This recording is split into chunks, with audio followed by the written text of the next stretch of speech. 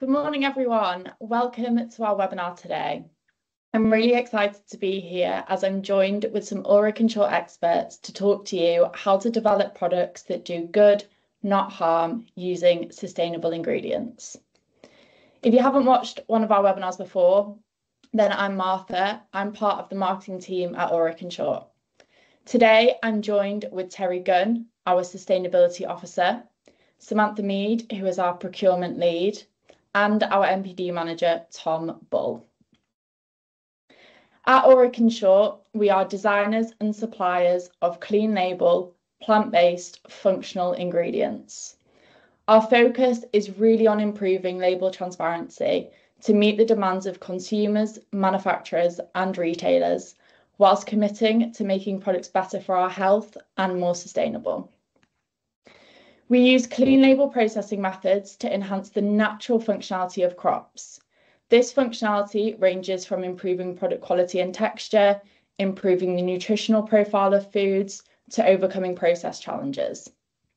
Clean label processing means that all of our ingredients carry a clean and consumer-friendly back of pack declaration, such as tapioca starch or wheat flour. To ensure that you get the best out of our ingredients, we have a technical field support team who are based across Europe, and they're on hand to help you at any stage of your development process, all the way from creating kitchen concepts to scaling up for factory trials, all the way through to launch. Sustainability is a topic that is very complex, it's ever evolving, and it's really been gaining significant traction for many years.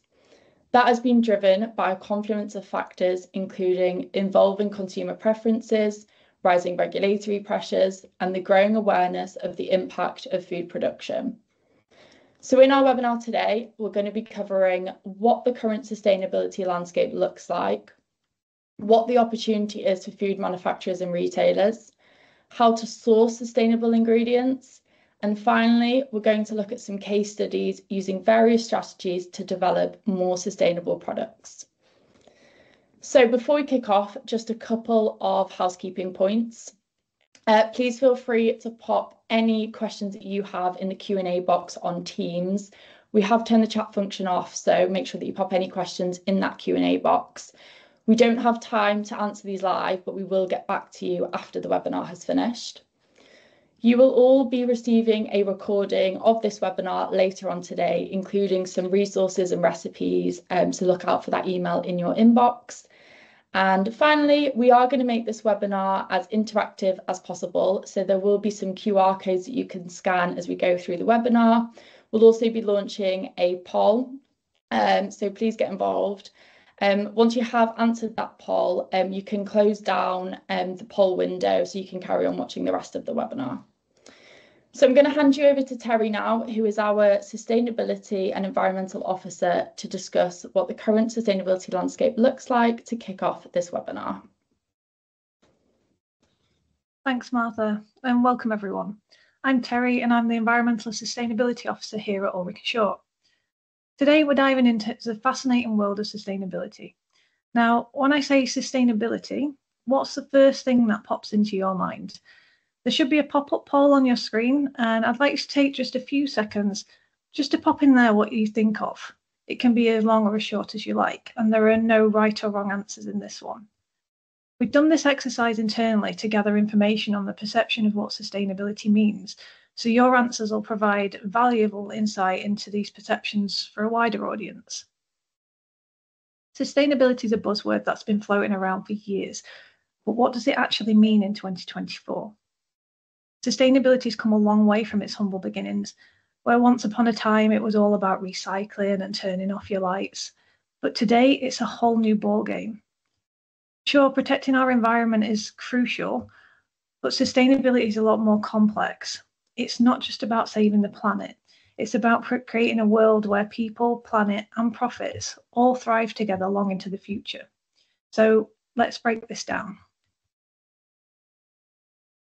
First, let's address the elephant in the room, our environment. This is the bedrock of all sustainability efforts.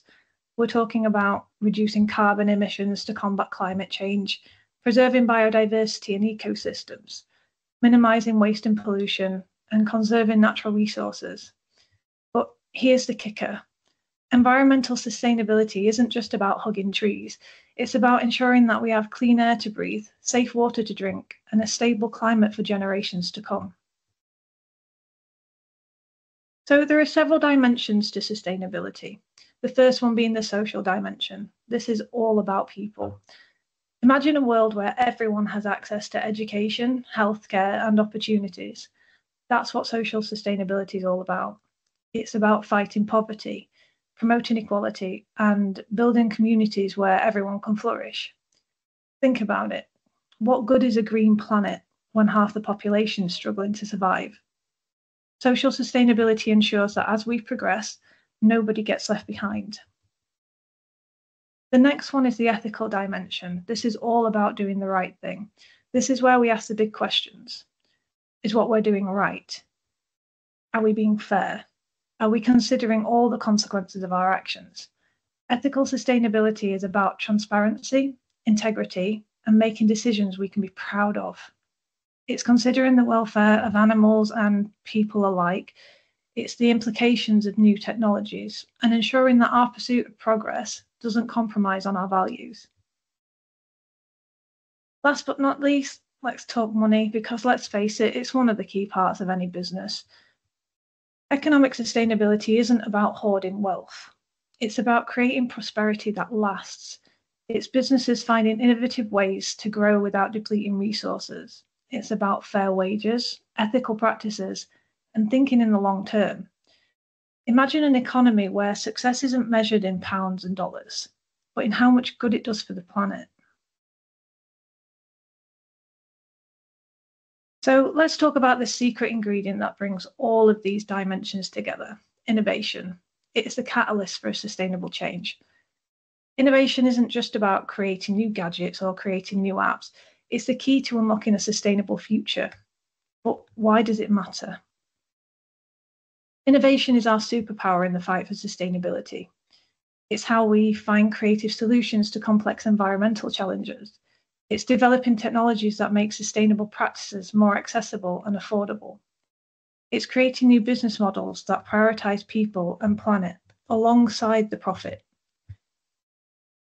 Speaking of innovation, I'm proud to say that here at Ulrick & Short, we're actually walking the talk. Our work in developing functional ingredients is a perfect example of how innovation and sustainability can go hand in hand.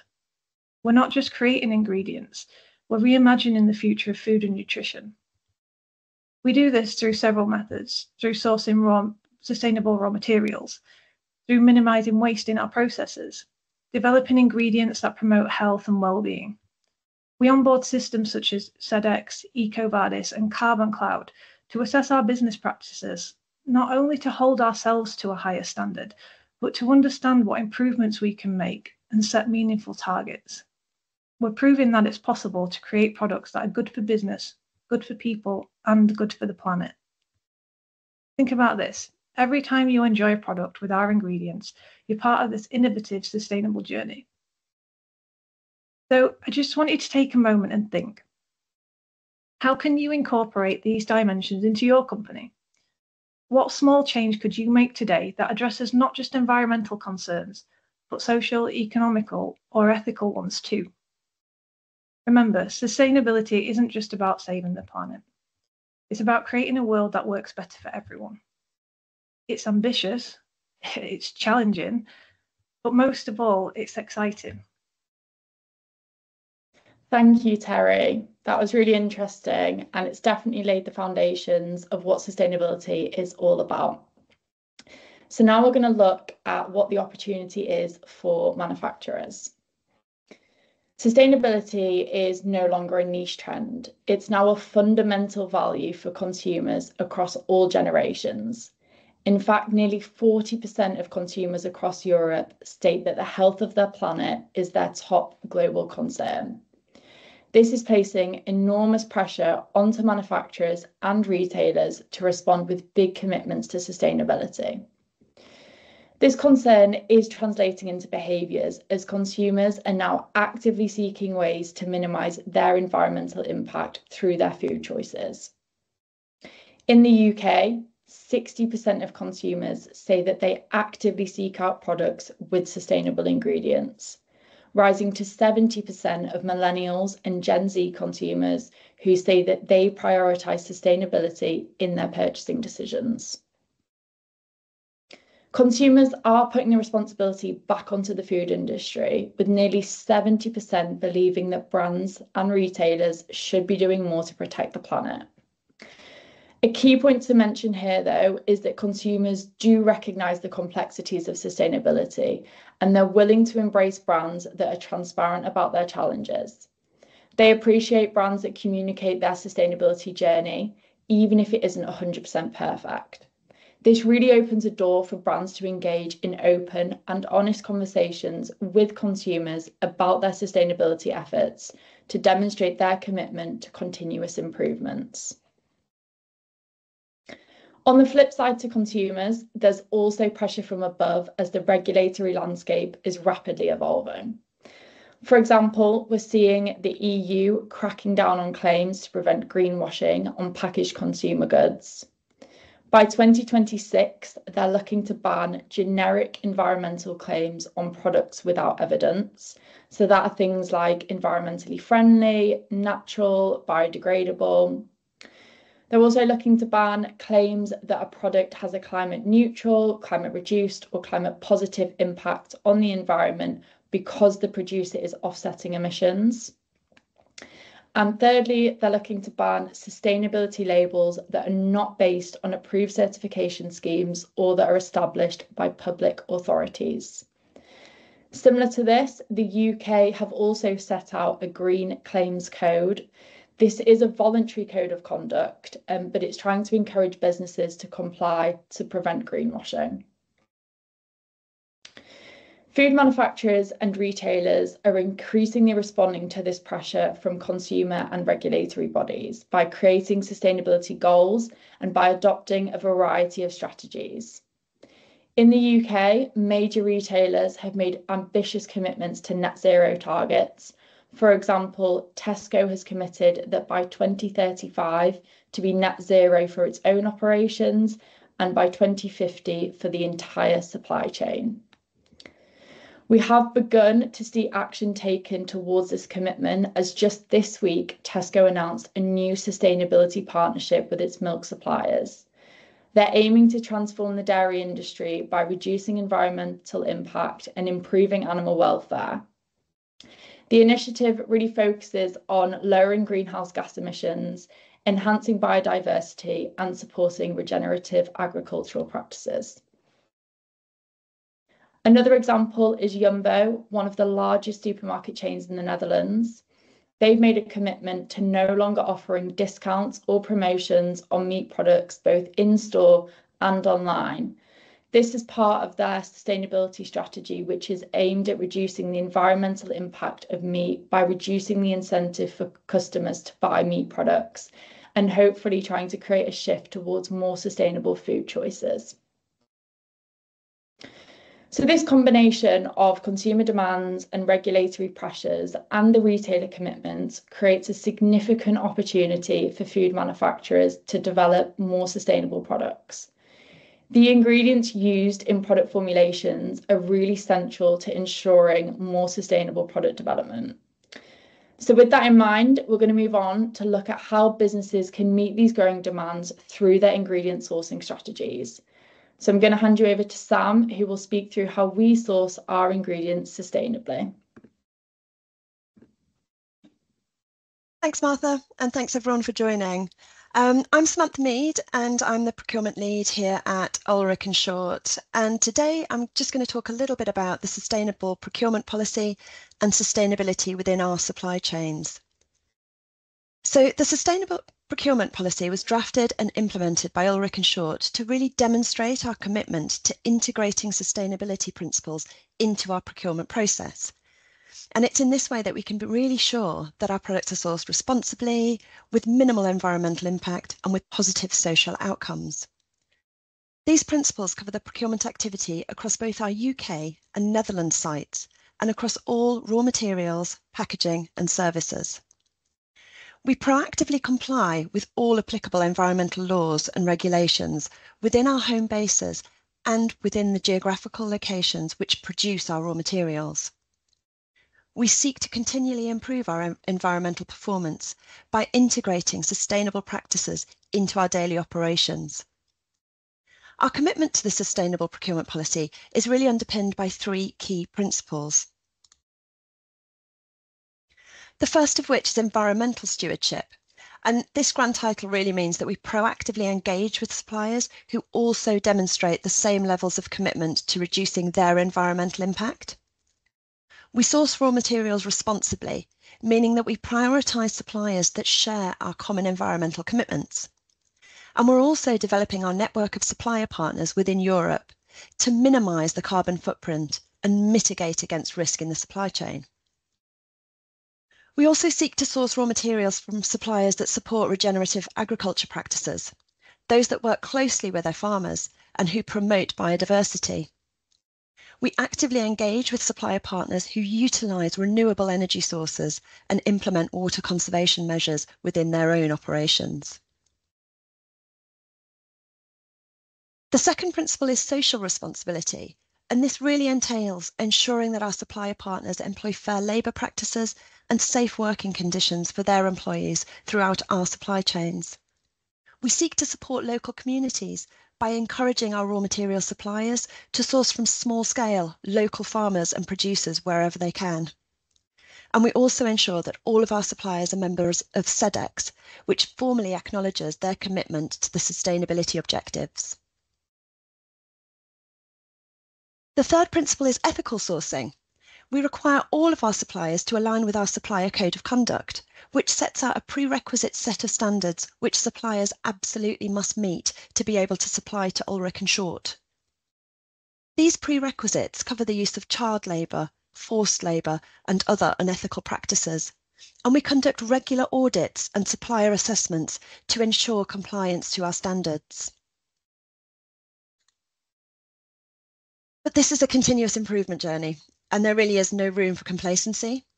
On an ongoing basis, we engage with our suppliers by providing training and resources to help them achieve and exceed our sustainability standards. We risk assess, and by this I mean that we conduct regular risk reviews of our supply chain to identify any potential gaps or areas of concern. We also develop mitigation strategies for high-risk areas and ingredients. We invest in research and development to identify future, more sustainable ingredient alternatives, and we regularly review and update our procurement practices to align with the latest sustainability standards and technologies. We also look at the possibility of utilising as much of a raw material as possible. For example, if we extract the protein from a particular crop, are there also ways to use the waste streams into usable, functional ingredients? We establish KPIs in order to measure the sustainability impact of our procurement activities, and we publish an annual sustainability report which outlines our progress and highlights the challenges and areas for future focus. As a cross-functional team, we work together to ensure that roles and responsibilities are clearly defined so that nothing gets overlooked. The research and development team are responsible during the initial stages of new product development to incorporate sustainability into their product and crop searches. This not only ensures high sustainability standards throughout the NPD process, but it also ensures that we only take forward those materials which meet the sustainability criteria. It's the responsibility of the procurement team to ensure that all relevant policies are presented, discussed, and explained to all of our existing and future supplier partners. Procurement are responsible for ensuring that the suppliers sign or agree to the standards contained therein. Our dedicated environmental and sustainability officer, Terry, who you've already met earlier, ensures that policies are updated and aligned to the Ulrick and Short goals and ethos. So I think in summary, it's fair to say that we're incredibly proud of what we've achieved in this area, and we like to be transparent in how we communicate the policy to our stakeholders. The sustainable procurement policy is made available and is signed by all of our Ulrick and Short employees to really embed the sustainability values throughout the organisation. Details of the policy are also available to view by members of the public, which I think really demonstrates our commitment to the values, but also shows that we're not afraid to share our success with a much broader audience. I'll now hand over to Tom, who's going to be taking you through how we use some of our fabulous ingredients in application. Thank you. Thanks, Sam. Hi everyone, I'm Tom, and today we're going to look at some practical examples and strategies we've been using to develop sustainable applications. These examples showcase ways to reduce or replace animal-derived ingredients with plant-based alternatives, while also lowering the carbon footprint of the final product. To support this work, we've been using a tool called Carbon Cloud, which helps the food industry calculate and manage the carbon footprint of ingredients across the supply chain. This gives us a clear picture of the ingredient's CO2 impact, allowing for us to accurately measure the carbon saving from these swaps. There will be a QR code at the bottom of the recipe, which when scanned will take you to the recipe. So first up, we have egg-reduced muffins. In this muffin recipe, we've reduced the egg content by 50% using Overprox W, which is part of our egg replacement range. A key benefit of this ingredient is declared wheat flour, making it easy to incorporate with often no change needed to the ingredient declaration. Overprox W is simple to use. It replaces liquid eggs with a ratio of 1 part Overprox W to 1 part water. It gives a structure in muffins, typically provided by eggs, allowing for a 50% reduction in egg content. This recipe achieves a 14% reduction in CO2 emissions thanks to the use of Overprox W, which is sourced from within the EU to keep transport emissions low. By using Overprox W instead of eggs, you're also reducing the transport weight associated with liquid eggs, leading to fewer emissions. Plus, unlike eggs that require refrigeration, Overprox W is shelf-stable powder, which means it doesn't require chilling and has a longer shelf life, resulting in less waste overall. Next, we have our Easy Glaze range. So traditionally, glazes for pies, breads, sausage rolls are liquid-based, typically using milk or egg. However, our powdered Easy Glaze provides the same golden brown, glossy finish, but with far fewer sustainability concerns. So when mixed with water, Easy Glaze delivers the same visual appeal without a need for storing or transporting liquid glazes. This offers a significant advantage in reducing transport emissions, and it also enhances the storage efficiency with no need for bulky IBCs. In fact, we've calculated that using Easy Glaze in place of an egg-based glaze can result in an impressive 81% reduction in carbon emissions. And then finally, we have an application that focuses on meat reduction. It's well known that cutting down on meat consumption can significantly impact sustainability. And a great example of this is our beef burger recipe. We've reduced the beef content by 20%, replacing it with complex T16, one of our textured pea proteins. Complex T16 is designed to replicate the texture of meat, making it ideal for vegan, vegetarian, or flexitarian products. We chose a 20% reduction because it maintains the core characteristics of a beef burger, with the meat reduction being almost undetectable. Beef production is a major source of carbon emissions, and by replacing 20% of the beef with complex T16, we've achieved an 18% reduction in the burger's carbon footprint. As well as being good for the planet, it is good for people. As well as being good for the planet, it is good for people, as it has a nutritional benefit too. Complex T16 is high in protein, low in fat, and low in calories. The 20% reduction in beef leads to an 8% drop in calories and an 18% reduction in saturated fat. This means the burger is not only more sustainable, but is also healthier. So those are just a few examples of how our solutions can help you create more sustainable products. I'll now hand back to Martha to wrap things up. Amazing. Thanks, Tom. And thank you all for those insights. We hope that that's given you some ideas and some strategies on how you can develop more sustainable products. If you are working on any specific sustainability briefs and would like any assistance or have any questions on the topic, then please don't hesitate to get in touch with us. There are some contact details on the screen now. We will be leaving this webinar open for a couple minutes for any questions to come through on that Q&A box on Teams. So thank you all for joining us today, and we hope to see you next time.